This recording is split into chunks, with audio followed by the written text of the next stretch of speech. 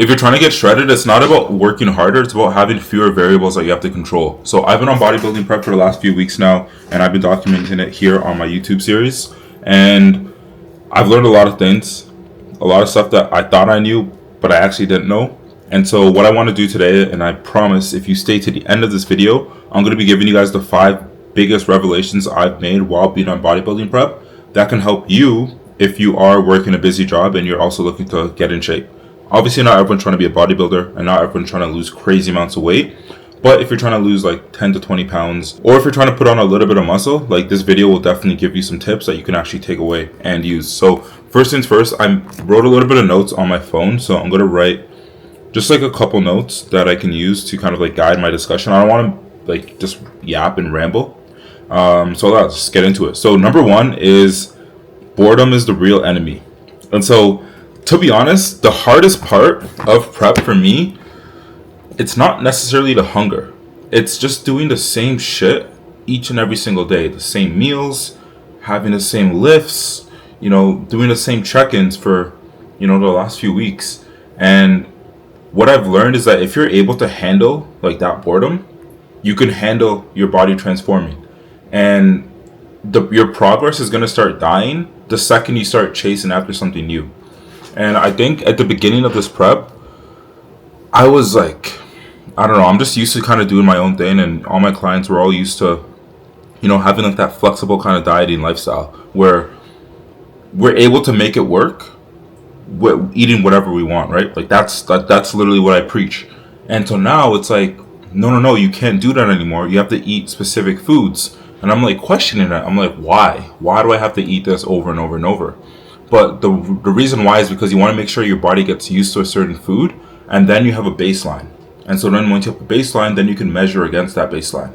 And so now I'm learning that as I get better at being more comfortable having like that baseline, the easier it becomes to lose weight. Because now the one thing that's different, the one thing that's changed is the fact that the smallest variable in my diet or the smallest variable in my training will have like a big impact. And I can quickly identify, okay, you know what? I did this and it affected this. I did this and it affected this.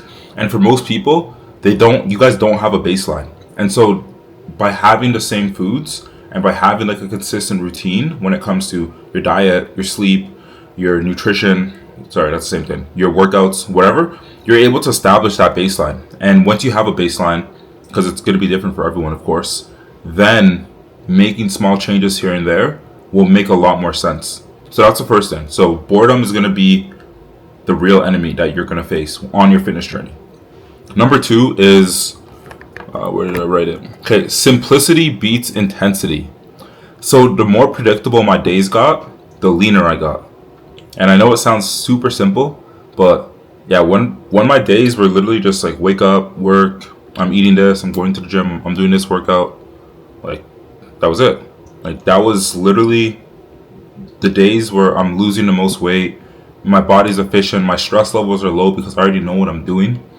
And I think at the end of the day, your body, it's going to reward you for your rhythm, and not when you're scrambling. When I kept my meals all within the same window, when I was training within the same set of hours each and every day, doing my cardio around the same time every day. And again, I made these times up, right? Like it's not like, oh, there's a special time to do cardio or there's a special time to eat your meals.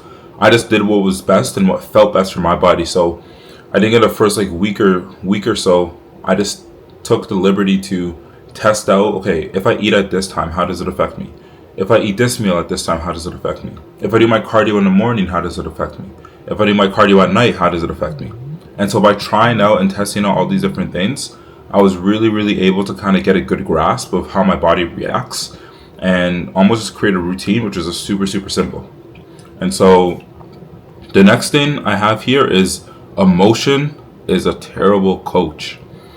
So the days I felt the worst were the days I looked the best. And it's something that was funny because, my coach who's helped me prepare for the show, he would always tell me that whenever you feel the worst, that's when you're going to look the best. And so obviously you guys can't really tell because I'm doing a video right now. I'm trying to like show up with energy, but I feel like shit right now. It's like my second day back to back of not really having any carbs in my diet. And yeah, I feel like shit right now. I'm not going to lie. But I look really, really good. This is the leanest I've ever been so far. And yeah, if I were just to play into my emotions and just go based off of how I feel, well, I would have added carbs back in a while ago. You know what I mean? And so when I decide to stick to the plan and not necessarily my mood or my emotions, that's when I'm noticing I'm getting the best results. And in my case, because it's a bodybuilding show, you want to make sure that you come in pretty lean, you're losing a lot of weight, all that good stuff. So that's like why it works for my goal. But for you, it might be something different, right? Let's just say you're trying to put on muscle right now and you don't really feel like eating. That's how you feel. But if you're actually trying to grow muscle, your body still needs the food, whether you feel like it or not. And it sounds so simple, but it's often the simplest things that we need to be reminded of, that our emotions, if we let our emotions kind of coach us and guide us throughout our fitness journey, we probably won't get very far. You have to do the hard stuff when you don't want to do it. You guys have heard this a million times. I don't need to repeat that. So that's 3. The 4th thing I wrote down here is that we need to control your environment and not your willpower. And so far, the one thing that's made this whole prep like really, really easy is the fact that my environment is controlled. I got it on lock. I don't really have, I do. Yeah, I kind of have some junk in my cupboards in terms of like what I was eating before from like my ice creams and everything like that. But for the most part, I kind of kept those separate. So I have to really go out of my way to eat that. And the only stuff I can really cheat on is like very like high protein options. I'm not cheating, by the way. Yo, coach, if you're watching this, I'm not cheating. But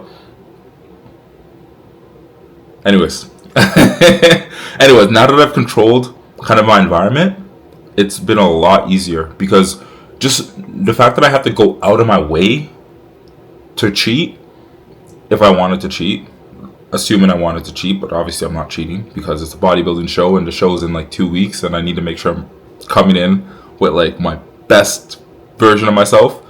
But like making myself have to go out of my way, it's a really big deterrent.